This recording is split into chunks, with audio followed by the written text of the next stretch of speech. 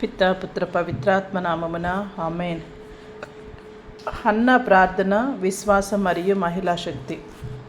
బైబిల్లో హన్నా ఒక సాధారణ గృహిణి అయినప్పటికీ ఆమె జీవిత కథ మనకు గొప్ప బోధన ఇస్తుంది. హన్నా తన కోరికలను, దుఃఖాలను మరియు ఆశలను దేవుని దగ్గర నివేదిస్తూ నిరంతరం ప్రార్థించింది. ఆమె ప్రాధాన్యం ఏమిటంటే తన సమస్యలను దేవుని చేతికి అర్పించడం మరియు విశ్వాసంతో ఎదురు చూడటం. చివరికి దేవుడు ఆమె ప్రార్థనలకు సమాధానం ఇచ్చి ఆమె కుమారుడు సమూవేలును ప్రసాదించారు. 1 సమూయేలు గ్రంథం 1:10-20 వచనంలో. తపస్కాలంలో మనం హన్నా నుండి నేర్చుకునే గొప్ప పాఠాలు. మొదటగా ప్రార్థనా శక్తి. మన జీవితంలోని కష్టాలను, లోపాలను, బాధలను ప్రార్థన ద్వారా దేవునికి ముందుకు తీసుకొని రావాలి. అంతేకాని మనము ప్రార్థనలు చేసుకోకుండా బాధలే ఉన్నవి, కష్టాలే ఉన్నవి అంటే అవి తొలగిపోవు. రెండవది విశ్వాసం మరియు నిబద్ధత. వెంటనే ఫలితం కనిపించకపోయినా దేవుని సన్నిధిలో ఉండటం. మరి విశ్వాసం లేకపోతే ఏ క్రియలు కూడా ముందుకు సాగవు. కాబట్టి మన విశ్వాసంతో, నిబద్ధతతో దేవుని మీద ఆధారపడి ఉండాలి. మూడవ అంశము అంకిత భావము. హన్నా తన కుమారుని దేవుని సేవకు అంకితం చేసింది. ఇది మనం కూడా మన ప్రతిభ, సమయం మరియు శక్తిని సక్రమంగా సేవలో అంకితం చేయాలని మనకి ఇక్కడ హన్నా తెలియచేస్తుంది. మరి ప్రియ సహోదరి సహోదరులారా, సమర్పణ తల్లి. 4వ అంశము సమర్పణ తల్లి. తన కుమారుడిని శ్రామణీయ సేవకు అంకితం చేసింది. తన కుమారుడి సమూవేలు దేవుని సేవలో ప్రసిద్ధి చెందాడు. మరి 5వ అంశము నిబద్ధత స్త్రీ. దేవుని కృప కోసం తన కోరికలు మరియు కష్టాలను నిస్సంకోచంగా దేవునికి అర్పించింది. మరి ప్రేరణ, రోల్ మోడల్. భక్తి, ప్రార్థన, విశ్వాసం ద్వారా ఇతర మహిళలకు ప్రేరణ ఇచ్చే గొప్ప వ్యక్తి హన్నా.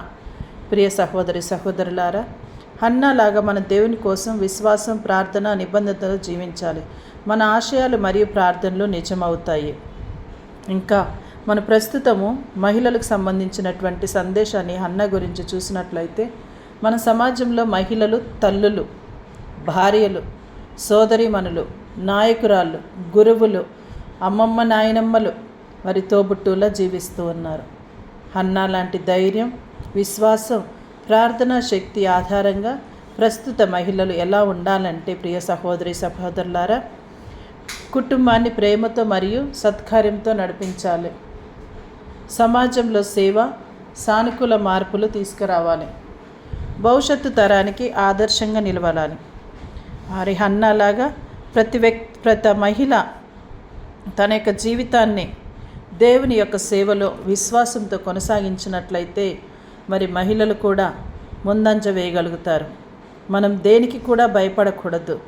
ఎందుకంటే కుటుంబంలో ప్రేమ మరియు ఐక్యతను పెంచే శక్తివైన మార్గదర్శకులు మరి మహిళలే.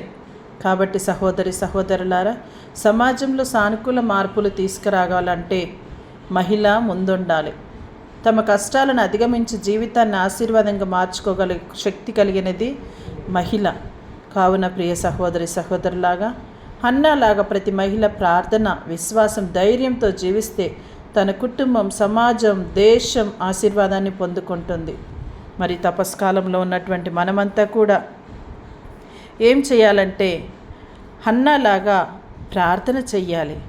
ప్రార్థన లేకపోతే ఏది కూడా మనం అనుకున్న ఫలితాలను పొందలేం. కాబట్టి సహోదరి సహోదరులారా, మరి ఈ రోజుల్లో మహిళలు, తల్లులు, భార్యలు తమ యొక్క తల్లులుగా బిడ్డలకు జన్మనివ్వటమే కాకుండా వారి యొక్క మంచి చెడులను అన్నీ చూసుకుంటూ చివరి క్షణం వరకు కూడా తమ యొక్క బిడ్డల కోసం తప్పిస్తూ ఉంటుంది తల్లి.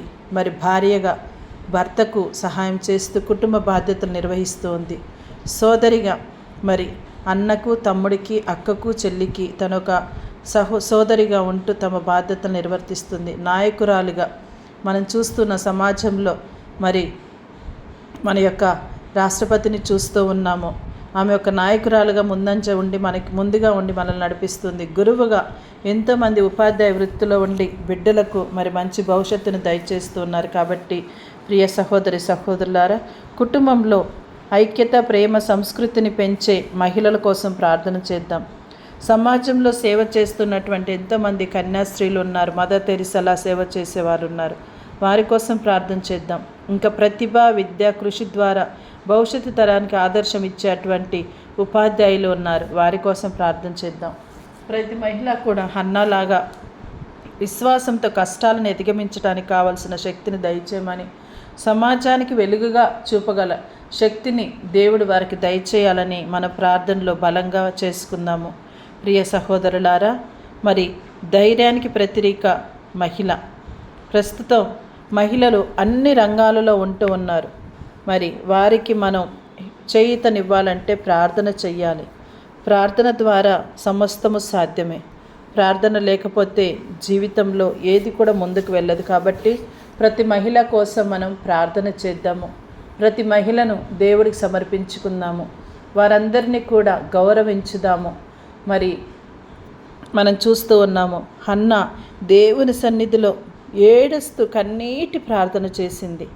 మరి మన యొక్క ప్రార్థన ఎలా ఉంది? పైకే చేస్తూ ఉన్నామా, లేదా లోతుగా మరి అంతరంగం నుండి చేస్తూ ఉన్నామా? దేవుని సన్నిధిలో కూర్చొని మన యొక్క స్క్రీన్ని తిప్పుతూ ఉన్నామా, లేకపోతే బైబిల్ గ్రంథాన్ని తిప్పుతూ ఉన్నామా? ఒకసారి పరిశీలించుకుందాము. ప్రియ సహోదరి సహోదరులారా, కష్టం వచ్చినప్పుడే దేవుని సన్నిధిలోకి రావటం కాదు, ఎప్పుడు సంతోషంలో కూడా దేవుని సన్నిధిలోకి రావాలి. హన్నా పిల్లలు లేరని అందరు నింద వేస్తూ ఉన్నప్పుడు దేవుని దగ్గరికి వచ్చి కన్నీటి ప్రార్థన చేసింది. దేవుడు ఆమె ప్రార్థన చూసి సమూవేలును మరి ఒక వరంగా దయచేశారు. కాబట్టి సహోదరి సహోదరులారా, మరి నీవు నేను మనమంతా కూడా మన జీవితంలో హన్నాలాగా ప్రార్థన జీవితం కలిగి దేవుని ముందు మోకరించి మన కోసం, మన కుటుంబం కోసం, మన సమాజం కోసం, మన ఇరుగు పొరుగు వారి కోసం ప్రార్థన చేద్దాము. దేవుడు మనం చేసే ప్రతి పనిని కూడా దీవించి మనకు శాంతి సమాధానాలను అనుగ్రహించి ప్రతి మహిళ కూడా ఉత్తేజంతో, చైతన్యంతో, ధైర్యంతో, విశ్వాసంతో, భక్తితో, పట్టుదలతో ముందుకు సాగాలని చెప్పి ప్రార్థన చేసుకుంటూ మనం చేసే ప్రతి ఒక్క కార్యంలో కూడా ముఖ్యంగా హన్నా లాంటి విశ్వాసం కలిగి చేయటానికి కావలసిన శక్తిని దేవాతి దేవుడు మనందరికీ కూడా ఈ తపస్కాల దినాలలో దయచేయాలని ప్రార్థన చేసుకుంటూ మీ అందరికీ కూడా దేవుని యొక్క ఆశీస్సులను అందజేస్తూ ఉన్నాను. ఆమేన్. పితా పుత్ర పవిత్రాత్మ నామమున ఆమేన్.